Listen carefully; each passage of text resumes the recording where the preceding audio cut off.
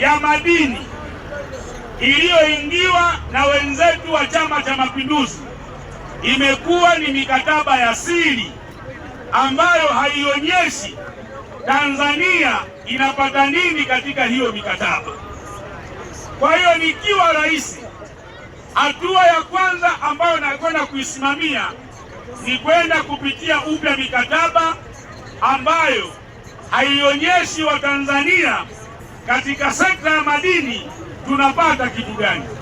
Mikataba imekuwa ni siri ambayo haionyeshi Watanzania tunanufaikaje na biashara inayofanyika ya madini katika nchi yetu. Nikiwa rais, hili nitakwenda kulisimamia. Lakini nyinyi mnaishi kwenye mkoa, mmepakana na mkoa wenye biashara ya madini, mkoa wa Manyara, wilaya ya Simanjiro. Watu wanaishi kwenye madini hawanufaiki na madini hayo. Nimepita Makuyuni pale, vijana wenzenu wanauza vipaki vya miwa barabarani, wakina mama wanauza bagia barabarani. Nikawaambia haingii akilini Watanzania wanaoishi sehemu yenye migodi ya madini, tena madini ya Tanzanite ambayo dunia nzima yanapatikana kwenu, alafu mfanye biashara ya kuuza miwa kwenye magari. Kwa miaka 64 ya Chama cha Mapinduzi, rais, hizi biashara za kuuza miwa hamtafanya. Wakaniuliza kwa nini?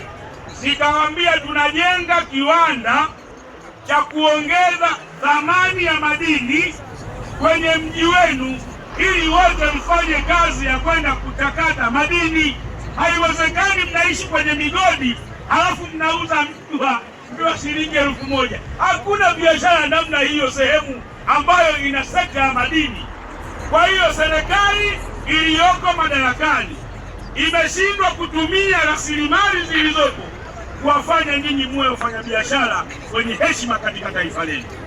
Endapo mtanichagua kuwa rais, tunahakikisha tunajenga kiwanda cha kuchakata madini, kuyaongeza thamani madini ya Tanzanite, ili muweze kufanya biashara yenye heshima na biashara itakayopatia kipato kizuri, na nyinyi mjenge nyumba za kisasa, msomeshe watoto wenu, muishi maisha mazuri. Ndugu zangu, haya yanawezekana.